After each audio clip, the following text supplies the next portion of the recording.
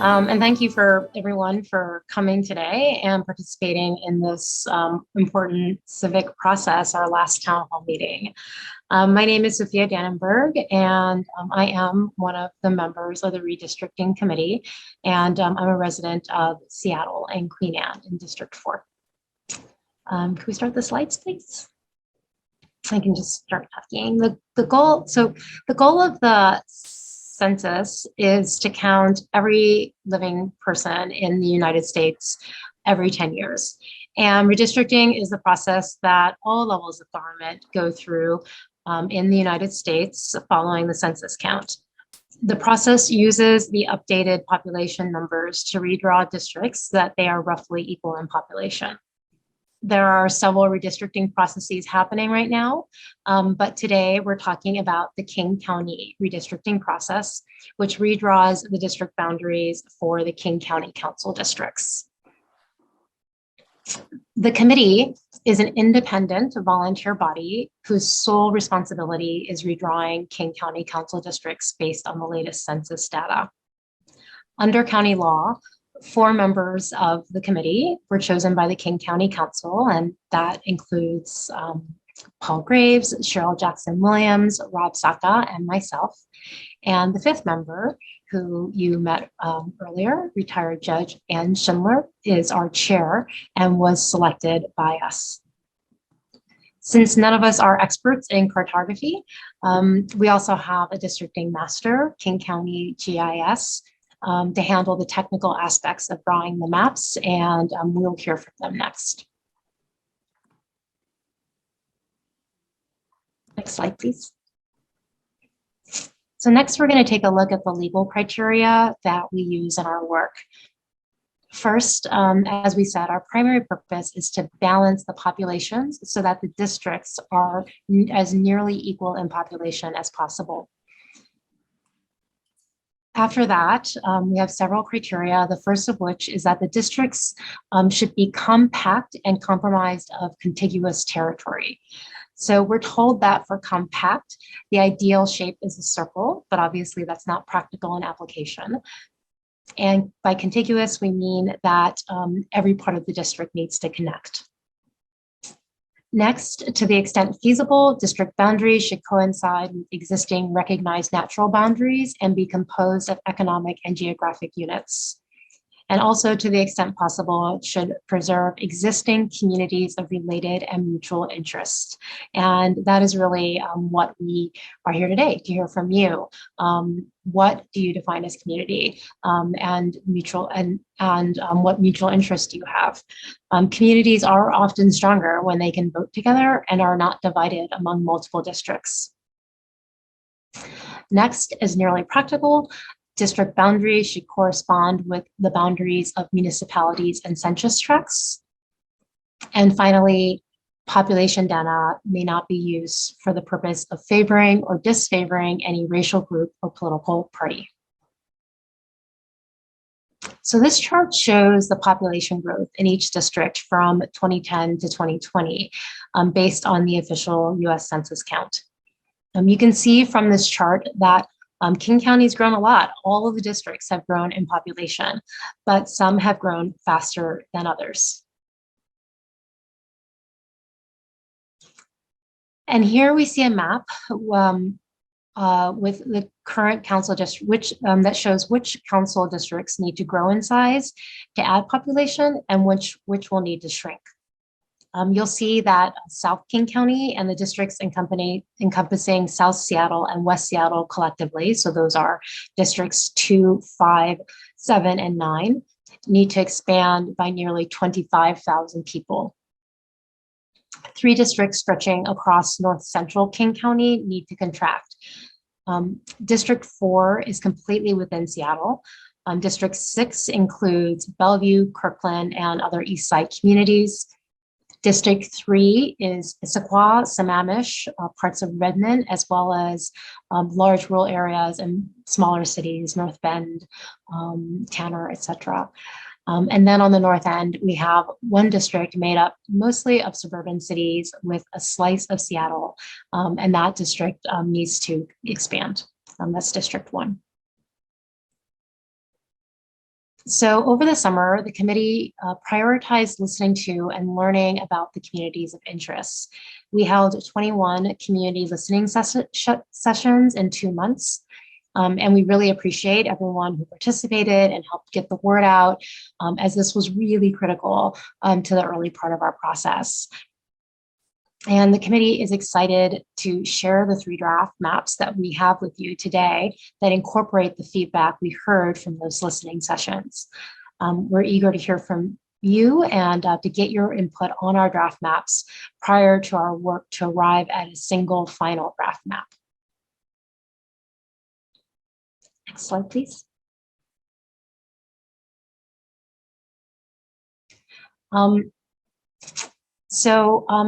In September, each member of the districting committee worked with the districting master to develop a draft map that met all of the legal criteria. At our meeting on September 30th, we reviewed the similarities and differences between the preliminary draft maps. 2 of the maps, including the one that I had contributed to, were combined. And so there's only 3 maps from the 4 members. On October 7th, we published the 3 draft maps for review and public input at town hall meetings, which we are having the last of which today, and that we've been having all week. After today, we're going to continue to evaluate the 3 maps and take into account the input from the town hall meetings, as well as any additional written input that we might receive. Then we will give direction to the districting master to prepare a final draft map. We have a tight plan approval schedule due to requirements of laws. So the districting master submits the proposed final redistricting map to the committee for publication on November 23rd. We will hold a final public hearing to receive input on November 30th. And then our final vote on the redistricting plan is on December 7th. And with that, I am going to turn it over to our amazing districting master, Dennis Higgins, to present the draft maps A, B, and C. And after that, we'll open it up to your important feedback. Take it away, Dennis. Thank you, Commissioner Dannenberg. I appreciate that introduction. I am Dennis Higgins from the King County GIS Center, and I will be sharing my screen here shortly to show you the 3 draft redistricting maps. Could someone please nod and let me know if you're able to see my screen with the maps? Great, thank you. Okay, a couple preliminary points. First off, all 3 of the maps that I'm going to show you have some things in common. We're looking at the western half of King County. The western half, if you're not familiar with the extent of King County, it extends all the way east to the crest of the Cascades.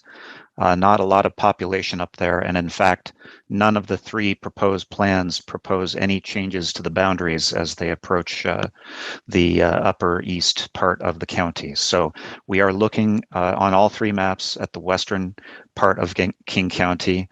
All 3 maps will show you about the same area. This is Seattle, this is Bellevue, Lake Washington, Puget Sound, Vashon Island, South King County. Another thing that all 3 maps have in common, all 3 maps show you the current county council boundaries in a black solid outline. And underneath that then are the proposals on each map, which are represented by different shades for different council districts. With those introductions, let me begin in the northwest part of King County. There is a proposal here in Plan A to move the Holler Lake neighborhood in North Seattle from District 4 into District 1. Also, a minor adjustment between District 4 and District 2 in the Wallingford area closest to I-5. Currently, the boundary comes a bit differently through there.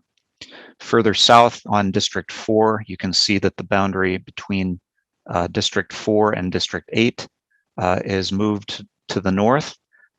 Currently, it runs approximately on Madison through downtown Seattle. It is proposed to move to Stewart and Westlake. There is also a portion of the South Lake Union neighborhood that is proposed to be moved into District 2. The Chinatown International District is united on both sides of I-5 in this proposal into District 8. Continuing further south, the area of North Tukwila that is unincorporated is proposed to be moved into District 2 from District 8. Further south, the boundary between District 8 and District 5 is proposed to be altered from the current boundary that you can see in black in order to reunite the city of Burien in its entirety into District 8. Also, the entirety of the city of Tukwila is proposed to be reunited in District 5. Further south, there are some minor adjustments between District 7 and District 5 in Southeast Kent, and that is the full extent of adjustments in South King County. Moving around to the northeast and the east side, looking in the Eastgate neighborhood of Bellevue, which is currently in District 6, in this Plan A is proposed to be brought into District 9. Also, a small part of the Lakemont neighborhood is similarly proposed to be brought from District 6 into District 9. Further north on the east side, you can see that the boundary between District 3 and District 6 is proposed to be altered, whereby District 6 will take in more of the city of Redmond, including downtown Redmond, and the industrial business center north of downtown Redmond. Further to the north, the city of Woodinville, which is currently split between District 1 and District 6, is proposed to be reunited into District 3 in this proposal. And then last but not least, here in Plan A, there are some adjustments to the boundary between District 1 and 6 in the Kirkland, Juanita area, also in the South Bothell area. There you have Plan A. I will now move on to Plan B. Plan B, you're now viewing on the screen, and again, we're looking at Western King County. Again, we have the current county council district boundaries shown in the dark outline, but there are some differences between Plan B and Plan A. I will begin again in Northwest King County. In proposed Plan B, the proposal is to bring Holler Lake and Broadview into District 1 from District 4. Also, there is a proposal to bring the North U District Roosevelt neighborhoods into District 1 from District 2. Continuing further south, you can see that there is an area which is currently in District 8, but is proposed to be brought into District 2. This is the Capitol Hill neighborhood and the South Downtown neighborhood. And those are both proposed to be brought into District 2 from District 8 here in proposed Plan B. Further south, there is an adjustment, as you can see, between District 2 and District 8 again. Currently, the boundary runs roughly along I-5, and the boundary in this plan is proposed to go to the Duwamish River, which means that the entire Sodo area and the Boeing Field, Georgetown areas would move from District 8 into District 2.